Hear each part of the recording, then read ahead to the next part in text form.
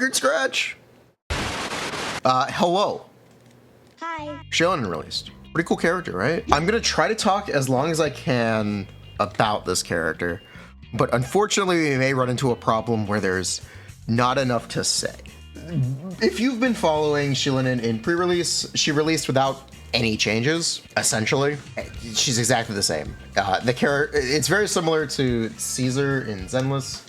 Sorry, off topic, but basically the character that we knew is a good support. I think the thing about Xilonen that's worth talking about, though, is the differences between her and Kazuha. Fundamentally, Xilonen is not necessarily adding damage to existing teams that you play with Kazuha.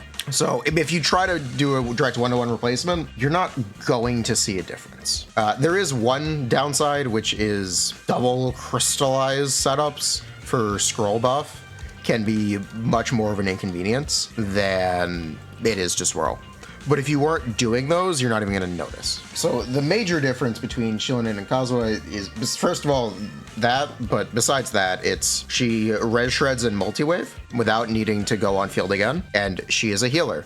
The trade-off for this is she does not group, and she does not have the double swirl setups, and she does not have personal damage. I think these are trade-offs that are very worth making, and you can somewhat argue that Xilonen is better than Kazuha in every team because of the multi-wave factor, but she does not have grouping. Like, that's a really big thing, because grouping is useful in the situations where you normally would want multi-wave res shred, so there's some give and take there. I personally am leaning towards liking Xilonen more. That being said, don't expect your damage to be different. Expect your damage to be the same at C0 to C0. Where that gets thrown out the window is if you do pull constellations on Xilonen, they are significantly better than Kazuha's constellations. Anyway, let's quickly talk about my experience with some teams. Let's start with the layup, okay? Let's start something different. Let's talk about Navia. It felt the same as my C1 Chiori, so that's cool. It felt the same as my C1 Chiori with a C0 Xilonen. I don't have much else to say, actually. So yeah, that's definitely an upgrade. We actually ended up playing Mualani at the end of the stream, and you know what? Multi-wave res shred makes Mualani feel much better.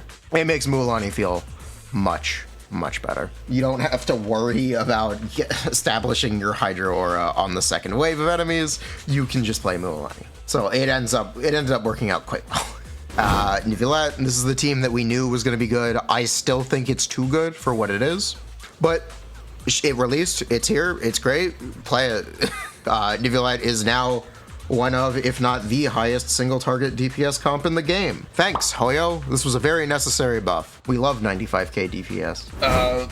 Hu Tao, I'll quickly brush over this. It's very similar to Xianyun and Bennett, but there's no circle, there's no plunging, so therefore this is the best one. Pull it, or don't pull it, play it. If you have Xilonen, yeah, it's very good. It's very worth playing, especially if you don't like plunging and you don't like circle impact. The other advantage over Bennett is that you can use Ballad of Fjords on Hu Tao, which is the battle pass polearm.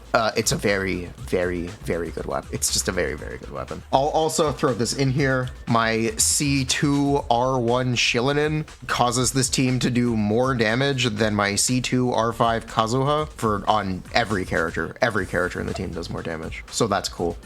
Yeah, I talked about the traditional comparison between Kazuha, but for Arlecchino, you can play Arlecchino vape, or you could just not vape and do more damage. I think if you're speedrunning, vaping will still have a place, but if you're okay taking your time, not even taking your time, if you just don't want to reset as much, yeah, Shonen Kazuha is great. Shonen Kazuha, Bennett, Arlecchino, yeah, it's great. No notes. It's very good. You get a lot of personal damage out of Arlecchino. I don't really have much else to say.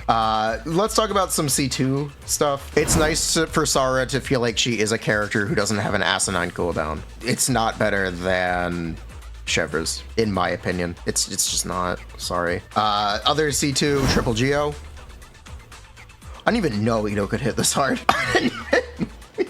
I didn't even know Ito could hit this hard. It's really odd that Shilonen's burst can't heal in Triple Geo, even if you have C2. It does feel odd, and you don't even realize that she's not healing, but she doesn't, so weird, but she doesn't, so oh well. Yeah, I didn't even know Ito could do this much damage. Like, comment, subscribe. We're gonna try to do more Zenless content. More Genshin content is coming. Did you know most of you watching are not currently subscribed? You should subscribe. Yeah.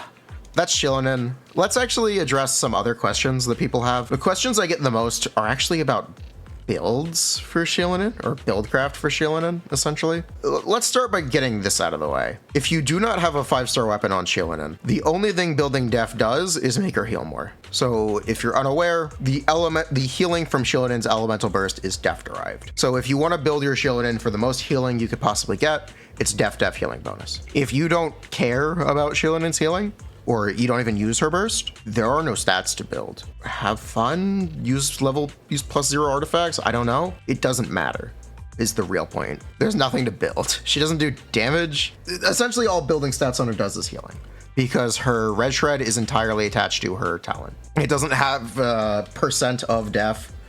I kind of wish it did. It would make gearing her a lot more interesting. It would also allow you the option to min-max a build for her, the same way you can Kazuha. That's not an option for this character, so oh well. Her weapon is actually really similar. Peak Patrol Song, Paw Patrol on the case. Essentially, this has a buff that caps at 3.2k defense. That's 1.5 def main stats, or 1 def main stat and a bunch of def subs, or 2 def main stats. It's really easy. Again, you can kind of just build whatever. It doesn't matter. I understand it's very confusing for there to be a character who doesn't give a shit about their build, but Xilonen is that character. You can ask as many questions as you want. The answer is always going to be, it doesn't matter. It's weird, it's odd, but yes, it just doesn't matter. The other thing I'm going to say, Triple Geo with Xilonen DPS, I maintain what I said about it during the pre-release guide. Don't bother. She just doesn't really do damage. She just doesn't really do damage, no matter how hard you try. It's never going to be incredible. You can get it to be functional, which should be enough if someone really wanted to do it. But Xilonen is really a support character. I think about it in a very similar way to Chiori's Geo-normal attacks. If you don't know, Chiori has Geo-normal attacks that activate when you use her elemental skill without pressing her elemental skill twice. It's literally a DPS loss to use, but it is an option and it is cool and fun that they included it. I'd expect most support characters to be very similar in the future. Picture of Mohica on the screen. Yeah, if Mohica has an option to do pyro normal attacks, expect them to not do damage. I'm just gonna put that out here right now. Just don't expect it to do damage, or at least at C0. Do I feel like there's now a gap between PHEC and non-PHEC characters? Since I pulled C2 Xilonen, yes. I feel like Electro characters are just bad, and Anemo DPS and Dendro DPS just fundamentally do less damage now. This might be an issue. This might be a small issue for game balance. Lament. Why Electro? Because the cooldown reduction doesn't do anything. The cooldown reduction isn't useful. Sorry. Don't know that it doesn't do anything. It's practically not very useful. It's quality of life, but it's not increasing your damage. I said Anemo and Dendro, right? Yes. The other thing about Anemo DPS is their major advantage is that Farazan was, or is, a multi-wave shred character, so you didn't have to reset and swap off between waves, or without losing damage. Now that Xilonen does that, it's kind of taken away the advantage for Anemo DPS characters. And yeah, if you do pull Constellations on Xilonen, they're just at a disadvantage. Yeah, really it is that the character we thought was good is good. Oh, I remember what I wanted to talk about. Yeah, Overworld power creep is so real. Hold on, let me show you. Let me show you something. You see this wall? We can climb it.